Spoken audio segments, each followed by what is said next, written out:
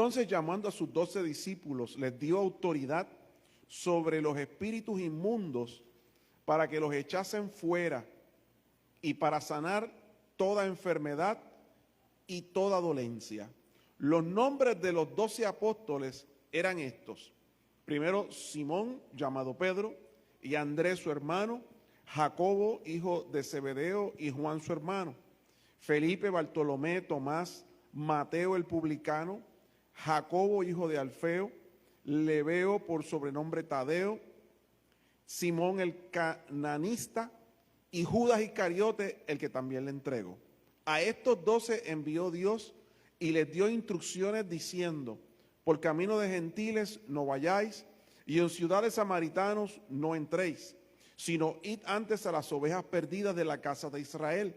Y yendo a predicar el evangelio, aleluya, y yendo a predicar diciendo: el reino de los cielos se ha acercado, sanad enfermos, limpiad leprosos, resucitad muertos, echad fuera demonios, de gracia recibisteis, dad de gracia.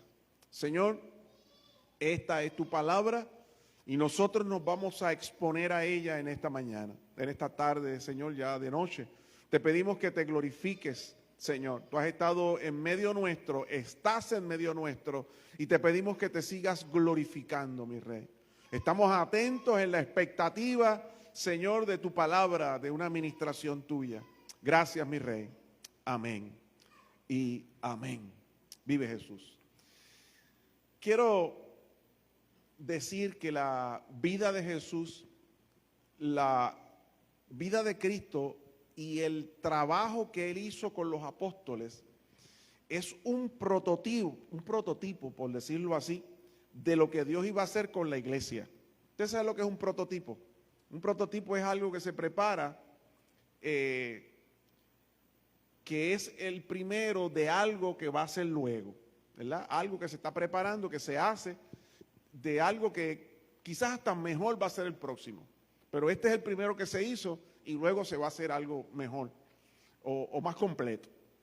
Y la vida de Cristo, como Él bregó con los apóstoles, era como una sombra, por decirlo así, de lo que iba a venir. Era un plan, era el principio de lo que luego iba a explotar y se iba a convertir en la iglesia y lo que la iglesia iba a hacer. Y entonces el trabajo de Cristo con los discípulos era algo a una escala más pequeña, porque solamente se dio en el contexto del territorio de Galilea, y en un momento dado Jesús bajó a Jerusalén. O sea, el trabajo de Cristo, como hemos aprendido los martes que estamos aquí en los estudios, cuando tú lees el ministerio de Cristo, prácticamente a Cristo le decían el Galileo porque vivía en Galilea, en la parte norte de Israel, y prácticamente todo el trabajo de Cristo se concentró en la parte norte de Israel, que era Galilea.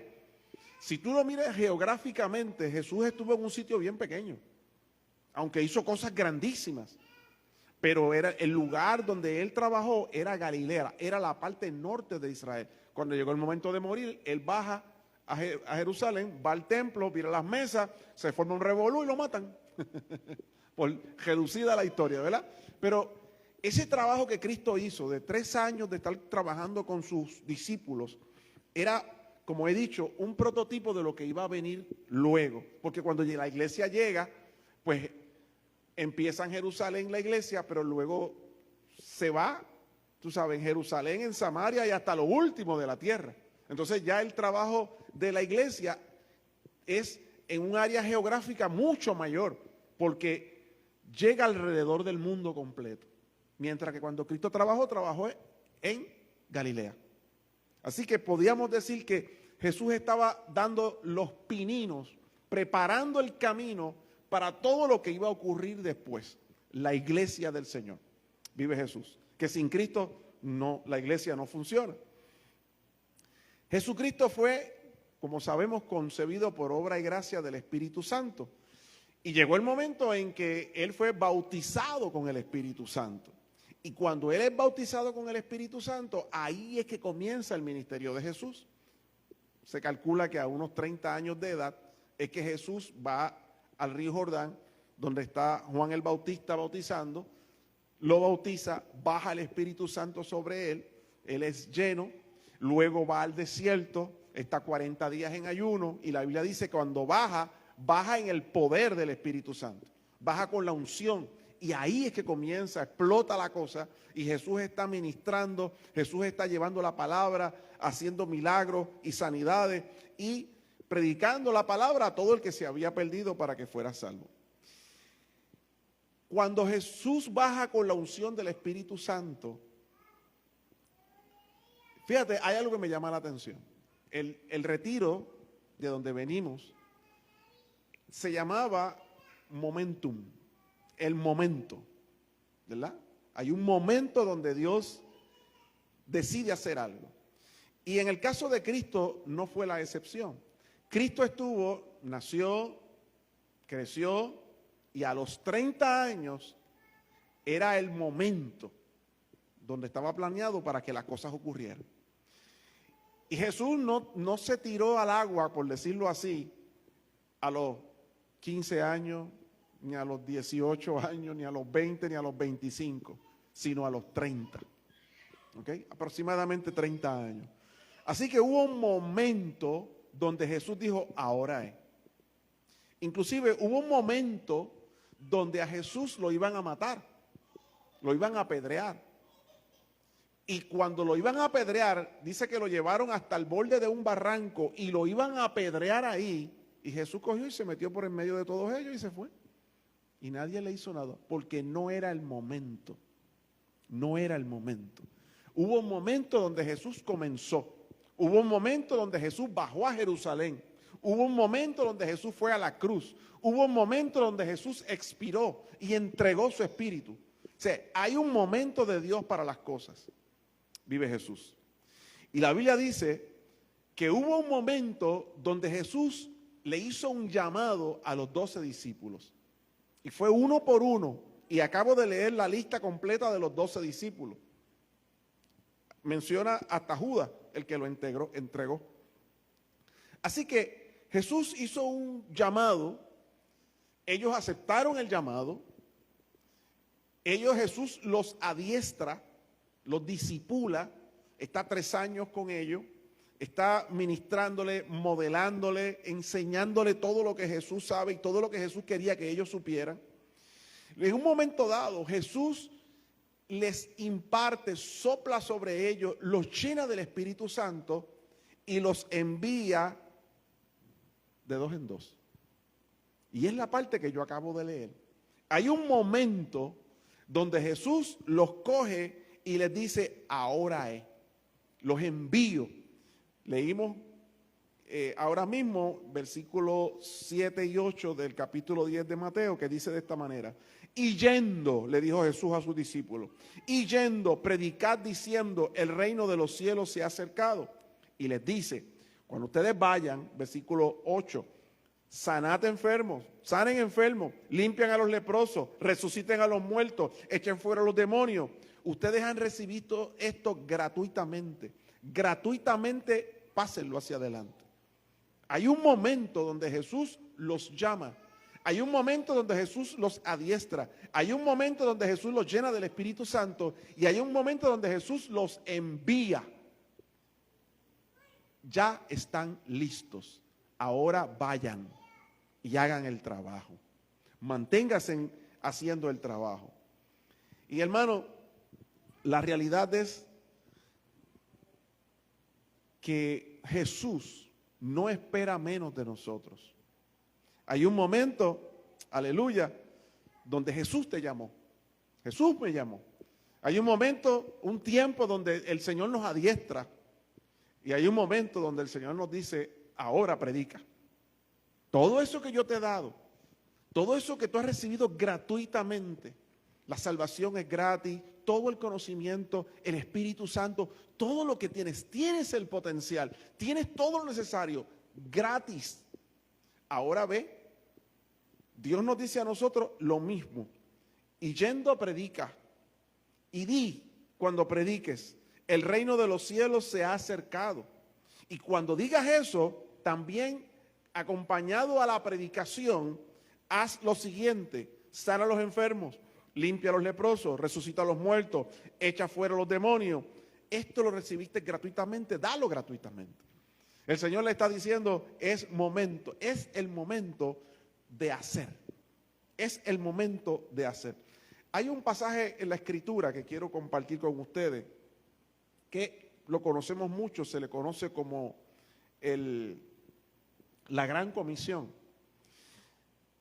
Y Jesús dice estas palabras en el capítulo 28 de Mateo, Mateo 28, 18, y voy a leer hasta el 20, Mateo 28, del 18 al 20, y la palabra del Señor dice así: y Jesús se acercó. Hermano, quiero decirles que Jesús dijo estas palabras después de haber resucitado. Jesús lo mataron en la cruz del Calvario, estuvo 3 días y resucita. Cuando Él resucita, está 40 días apareciéndose a sus discípulos y a muchas personas, y cuando se va a ir, cuando llega el momento de la ascensión, Jesús dice estas palabras.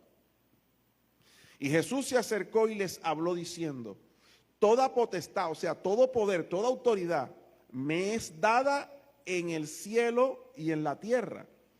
Por tanto, id y haced discípulos a todas las naciones, bautizándolos en el nombre del Padre y del Hijo y del Espíritu Santo, enseñándoles que guarden todas las cosas que os he mandado. He aquí, yo estoy con vosotros todos los días hasta el fin del mundo. Amén. Vive Jesús. A mí me gustan las películas, yo se lo he dicho muchas veces. Y yo he visto muchas películas donde uno de los protagonistas se está muriendo. Es el momento de partir. Y cuando se está muriendo, llama al otro protagonista, a la hija, o al hijo, o al padre, o al que lo va a sustituir, y lo agarra así, y lo mira así en agonía. Son sus últimas palabras. Y le dice el secreto. ¿Dónde está entejado el tesoro? Lo que tiene que hacer. Te dejo las llaves. El testamento está escondido en tal sitio. Quiero que cuides a esto. Esas palabras, esa persona que las está recibiendo tiene que estar bien pendiente, porque es el último deseo de esa persona que está muriendo. Así que Jesús, aunque ya murió y resucitó, Él está a punto de subir. Y ya físicamente no lo iban a ver más. Así que Jesús está diciendo sus últimas palabras. Y estas son si usted mira en el Evangelio de Mateo, es lo último que dice. Es el final del libro. Es el último capítulo, capítulo 28, y es lo último que Jesús dice. El libro termina, el Evangelio de Mateo termina con las últimas palabras de Cristo a sus discípulos. Después de eso no hay más nada. Se acabó, punto, y se acabó. Se acabó, fin. No hay nada más. Son las últimas palabras de Cristo antes de irse al cielo. Y les dice, miren esto. Así que estén bien atentos. Son mis últimas palabras. Les voy a decir dónde está la llave. Les voy a decir mi deseo. Le voy a explicar. Hermano, hay que estar bien atento y hay que leer bien esto, porque estas son las últimas palabras de alguien que se va. Las últimas palabras de nuestro Señor antes de partir al cielo. Es como si Jesús les estuviera diciendo a sus discípulos: mi trabajo ha sido en vano si ustedes no hacen esto que yo les digo ahora. Si ustedes no hacen esto que yo les voy a decir ahora, todo lo que yo he hecho ha sido en vano. Si ustedes no salen, si ustedes no predican, si ustedes no evangelizan, si ustedes no hacen discípulos, si ustedes no bautizan a la gente, todo lo que yo he hecho ha sido en vano, porque se murió aquí, se murió conmigo. ¿Usted imagina que los discípulos no hubieran hecho esto? Que los discípulos no hubieran predicado, que los discípulos no hubieran evangelizado, que los discípulos no hubieran discipulado, que los discípulos no hubieran bautizado, que los discípulos no se hubieran encargado de hacer el trabajo. La iglesia nunca hubiera existido. Todo murió con Cristo. Por eso Jesús les estaba diciendo, esto tiene que seguir. Y ahora yo le encargo a ustedes todo lo que yo he estado haciendo durante 3 años. Ahora yo se lo encargo a ustedes y ustedes se van a encargar de ahora en adelante hacer todo lo que yo les enseñé, todo lo que yo les modelé, todo lo que yo estaba haciendo. Eso ahora le toca a ustedes. Y la Biblia nos muestra a través de todo el Nuevo Testamento que ellos lo hicieron y que predicaron la palabra y que evangelizaron. Hubo un momento donde Jesús le dijo a sus discípulos, ahora les toca a ustedes. Ahora ustedes tienen que predicar. Porque si no, aquí se murió el asunto. Aquí murió todo. Vive Jesús. Y dice la palabra que la iglesia recibe la unción del Espíritu Santo igual que Cristo la recibió. Dice la palabra que Jesús recibe el Espíritu Santo y comienza el ministerio. Y dice la Biblia que Jesús le dijo en el libro de los Hechos, capítulo 1, versículo 8, Hechos 1:8, hay una promesa de Cristo, que Cristo antes de subir junto con estas palabras, le dijo a sus discípulos, y recibiréis poder. Ustedes van a recibir un poder para que puedan hacer esto. O sea, yo no le estoy diciendo esto en el vacío, yo le estoy diciendo que ustedes van a hacer esto porque ustedes van a recibir poder para poder hacerlo. Ustedes van a recibir el poder necesario porque toda autoridad me ha sido dada en el cielo y en la tierra. Ahora, con esa autoridad que ustedes van a recibir, ese poder que ustedes van a recibir del Espíritu Santo, ustedes pueden ir y hacer discípulos a todas las naciones y los van a bautizar en el nombre del Padre, del Hijo y del Espíritu Santo y les van a enseñar todas estas cosas que yo les he enseñado a ustedes. No se lo estoy diciendo que vayan solos, no, es que yo voy a estar con ustedes todos los días hasta el fin del mundo. Es que van a recibir la unción. Y dice la palabra que en el capítulo 2 del libro de los Hechos, el día de la fiesta de Pentecostés, se derramó ese poder. Esa promesa que había sido dada se derrama sobre la vida de los discípulos, que habían 120 en el aposento alto. Y dice la palabra que allí comenzaron, que se le apareció un fueguito, una lengua de fuego, y que era la unción del Espíritu Santo, y comenzaron a hablar en otras lenguas. Y ahí comenzaron a predicar, y comenzaron a evangelizar, y comenzaron a ser discípulos, y la iglesia comienza a crecer. Y el trabajo de Jesús no fue en vano. Y se extiende, y crecen, y se multiplican. Aleluya.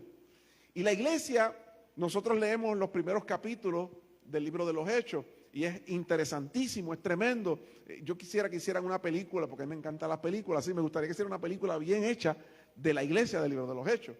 Y ese día que fueron bautizados, esa primera predicación de Pedro, todo eso, y que estaban en comunión unos con otros, y partían el pan, y se hacían milagros, y la iglesia crecía, y Pedro se para y predica, y se convierte en 3,000, y ¡guau! Y esa unción, y esa cosa brutal.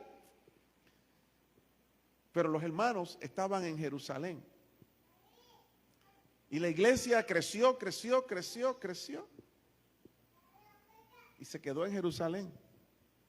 Y los hermanos estaban bien contentos. Y yo iba a tu casa y me dabas café. Y tú ibas a mi casa y yo te daba café. Y yo te ayudo y tú me ayudas.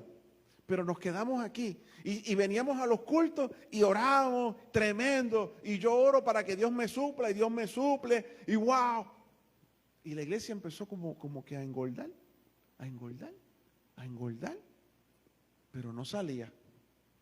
Y la iglesia crecía y se quedó en las 4 paredes de Jerusalén. Y el Señor, salgan. Y la iglesia no salía. Ellos estaban muy contentos y se sentían muy a gustos dentro de Jerusalén. Porque en la iglesia de Jerusalén había milagros. Se convertía a mi vecino, el otro, y se quedaron ahí. Y la iglesia se convirtió en una iglesia egoísta. En el sentido de que todas las bendiciones son de nosotros. Y yo pido y Dios me responde. Y yo clamo y Dios me responde. Y nos gozamos y yo vengo y recibo la unción. Y qué bueno estuvo el culto. Y si tengo un problema, ay, qué dificultad tan terrible porque tuve un problema. Y nos acostumbramos, la iglesia se acostumbró a estar junta, se querían mucho. pero no salían de Jerusalén. Y el plan de Dios dice que me seréis testigos en Jerusalén, en Judea, en Samaria y hasta lo último de la tierra. Entonces se quedó en Jerusalén. Ni bajaban, no salían hacia la otra parte de Judea.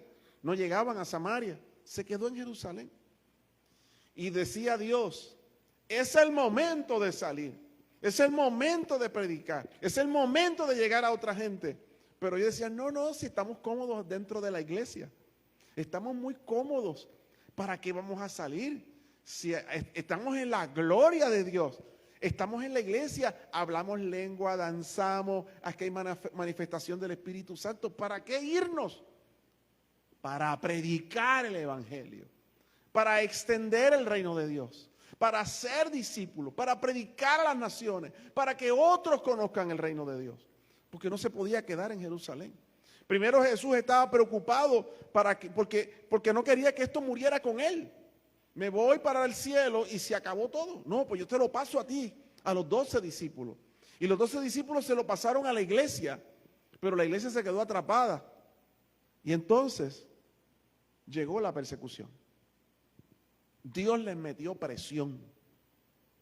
Le metió una presión bien brutal a la iglesia. Y dice la palabra que empezaron a perseguir la iglesia. Y se levantaron los fariseos y se levantó el gobierno y empezaron a perseguir a los cristianos. Y entonces la iglesia, para salvar su vida, tuvo que salir huyendo. Y cuando salieron huyendo, salieron de las 4 paredes de la iglesia. Y empezaron a irse por los caminos para otros pueblos. Y huían para salvar sus vidas. Y la Biblia dice que mientras huían, predicaban. Y predicaban en los caminos. Y predicaban en la aldea, y predicaban en la posada, y predicaban aquí, y predicaban allá. Y el evangelio se extendió, porque era el momento de Dios para salir. Y muchos de nosotros pensamos que la voluntad de Dios es que nos quedemos encejados en 4 paredes, hablando lengua, que eso es buena, aprendiendo mucho de la palabra, y qué bueno aquí, qué bueno es allá. Hay gente que se muere, hay gente que no tiene lo que tenemos, hay gente que se va a ir al infierno si tú no le predicas. Y el Señor le está diciendo, lo que has oído de mí, llévalo.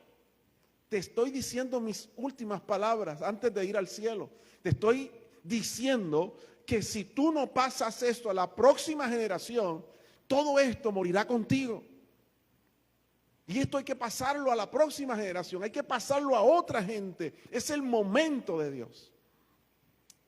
Y Dios le metió presión a la iglesia. Llegó la persecución y la iglesia hizo lo que Dios le mandaba hacer, pero bajo unas circunstancias bien difíciles. Bajo una persecución, que no tengamos que ser perseguidos nosotros para que entonces comencemos a hacer la voluntad del Señor, porque el Señor quiere, nos lo dice suavecito. Es como el papá que le dice al nene, haz esto, y el nene, sí, pero no lo hace, y a la segunda vez se lo dice, y a la tercera le saca un grito, y a la cuarta le mete un cojeazo. Que Dios no nos meta el cojeazo a nosotros, para que nos movamos a hacer la voluntad de Él. ¿Cuál es nuestro propósito como cristianos? ¿Qué se supone que yo haga como un cristiano? Me convertí a Cristo. Vivir como cristiano. ¿Qué hacen los cristianos? ¿Qué hacen los cristianos? A veces llegamos a pensar que ser cristiano es leer la Biblia, orar, congregarnos y tratar de no pecar, ser buena gente. Después que yo cumpla con eso, tengo mi suite asegurada al lado del mar de cristal, allá en tercer cielo, en la presencia de Dios, un cuartito allí que yo vea el mar de cristal. Leo la Biblia, oro, me congrego, ayuno de vez en cuando y me sé todos los coritos de la iglesia. Y soy bueno, y si hay que diezmar, diezmamos también. Pero hay una parte importante, hermano. Tenemos que ser luz. Tenemos que predicar la palabra. Tenemos que dar por gracia lo que por gracia hemos recibido. Y Dios espera de nosotros que nosotros seamos instrumentos de Dios. Hay un momento donde Dios se va a encargar de llamarte. Dios te va a preparar. Dios te va a enseñar. Dios va a trabajar contigo. Te va a llenar de su Espíritu Santo. Y luego te va a decir, ahora sal. Ahora predica. Ahora vete a sanar enfermos. Ahora vete a reprender demonios. Ahora vete a hacer discípulos. Pero esa parte muchas veces no la hacemos porque estamos muy cómodos entre cuatro paredes cantando corito y alabando al Señor. Porque qué bueno es. Pero el Señor a veces nos mete presión porque llegó el momento de hacer otra cosa. ¿Cuál es nuestro propósito? ¿Para qué Dios nos salvó? ¿Qué Dios espera de mí? A veces pensamos o vivimos como si Dios nos sirviera a nosotros y no nosotros a Dios. Queremos que Dios haga todo lo que yo quiero que Él haga, que me conteste todas las peticiones, que me supla todas mis necesidades. Yo recuerdo una predicación que di hace unos años atrás que se llama El Dios que pide. Dios conoce mucha gente que pide. Siempre estamos pidiéndole cosas al Señor. Pero hay un Dios que pide. Un Dios que te dice sal.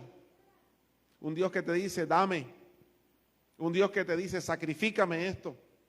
Un Dios que te dice no. El Dios que pide. No sé si tú has conocido a ese Dios, pero hay un Dios que pide. Pregúntale a Abraham. Le pidió su hijo.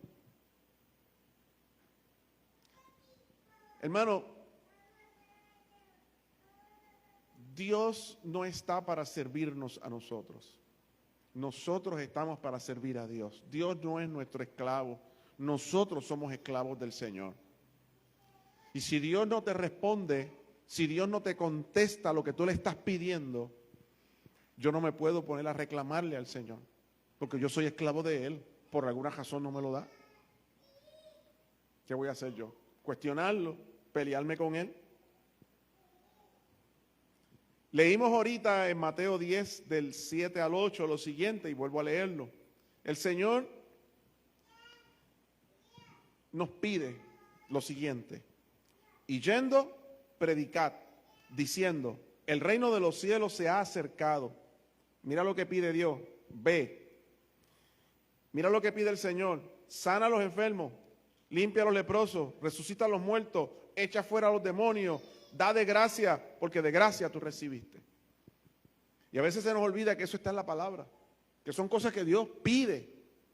No es una sugerencia, es una orden. Da de gracia, vete, predica, es una orden, es un mandato. Jesús los llamó a los discípulos, estuvo, como dije ahorita, un tiempo discipulándolos, preparándolos y luego los envió. ¿En qué etapa tú estás? Hermano, porque no podemos estar toda la vida en la primera etapa. No podemos estar toda la vida aprendiendo. Sí, ok, ya aprendí. Zumba para adelante, haz algo. No toda la vida puedo estar comiendo. Tiene que haber un momento donde yo dé, donde yo haga, donde yo ejerza. Hay un momento de Dios, donde Dios me impulsa, donde Dios me dice, ahora te toca a ti. Pero qué bueno es quedarse toda la vida en la casa. Mira, hermano, cuando yo era chiquito, yo quería ser grande. Y cuando fui grande, me arrepentí. Ay, yo quiero quedarme chiquito. Porque cuando yo era chiquito, yo creía que la pasaba mal. ¿Por qué? Pues porque no me dejaban salir a veces. Pero, hermano, cuando yo era chiquito, me daban comida, me lavaban la ropa, me la planchaban, hasta me cambiaron los pampers y me limpiaron, me bañaban, la ropa de la escuela me la compraban, me ayudaban. Si lloraba me cargaban. Pero cuando llegué a ser grande, resulta que ahora me toca a mí hacer todo eso. Si no cocino, no como. Si no trabajo, no como. Si no me fajo. Entonces digo, ay, yo quisiera ser chiquito otra vez. Pero hermano, hay un momento donde uno tiene que crecer y tiene que hacer lo que le toca. No podemos ser niños toda la vida. No podemos ser recién convertidos toda la vida. No podemos estar sentados toda la vida recibiendo. Hay un momento de Dios donde Dios te dice, rompe a dar, rompe a hacer. Jesús le dijo a los discípulos, ahora vayan y prediquen, vayan y reprendan demonios, vayan y sanen enfermos. Ya yo le di, tienen todo lo necesario para hacer todo eso. Así que vayan a hacerlo. Vive Jesús. Jesús los llamó, los preparó y los envió. Aleluya. Bendito Jesús. Hay una pregunta que deberíamos hacernos nosotros, porque esta gran comisión, hermano, y cuando hablo de gran comisión, por si acaso alguien no sabe lo que es la gran comisión, es que Dios nos comisionó a nosotros en representarlos a Él en la tierra, predicando el Evangelio.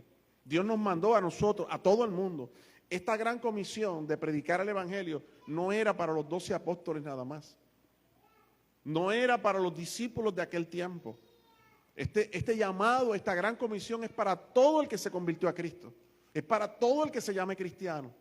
Hay una gran comisión que Dios nos llama para hacer.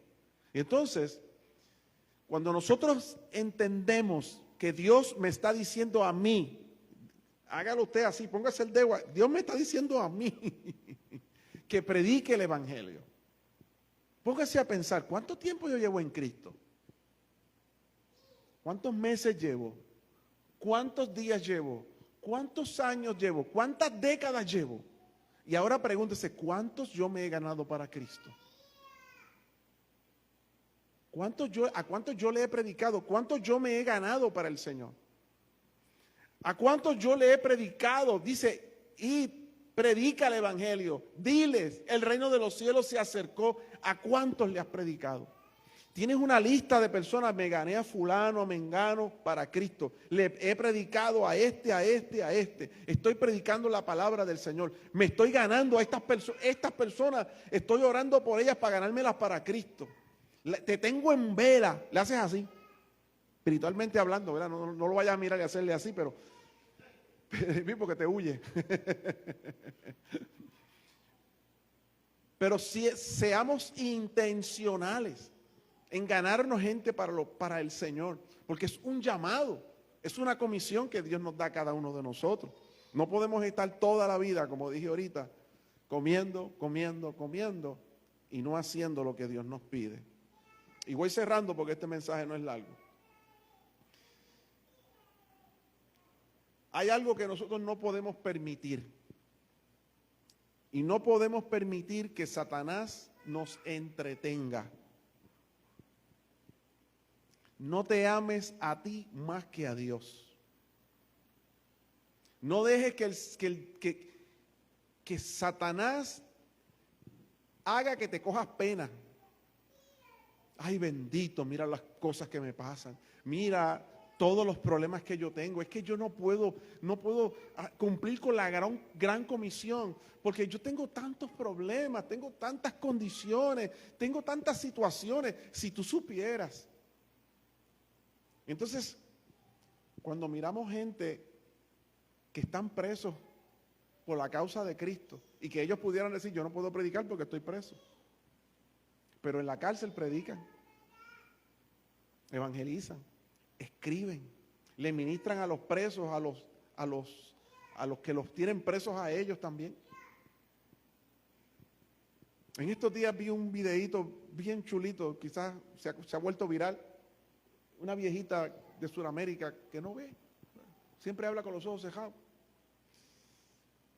Ella dice que en estos días he visto varios videos y a lo último ya le hicieron una casita y le dieron comida. Entonces ya se están despidiendo de la viejita y la viejita está llora y llora porque durante todo este tiempo que la han estado ayudando, ella dice, pues uno de los momentos más cortos de mi vida donde he estado acompañada.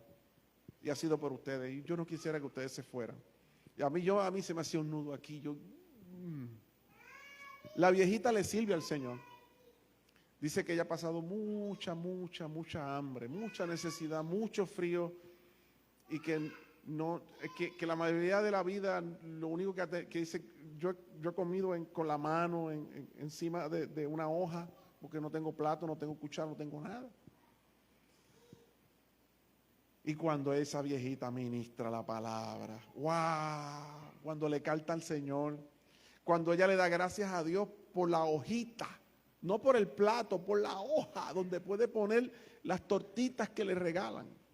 Y ella levanta las manos al cielo y le da gloria a Dios y ministra y ora por aquellos que están en necesidad y ella está muriendo de hambre. Que el diablo no te entretenga cogiéndote pena a ti mismo.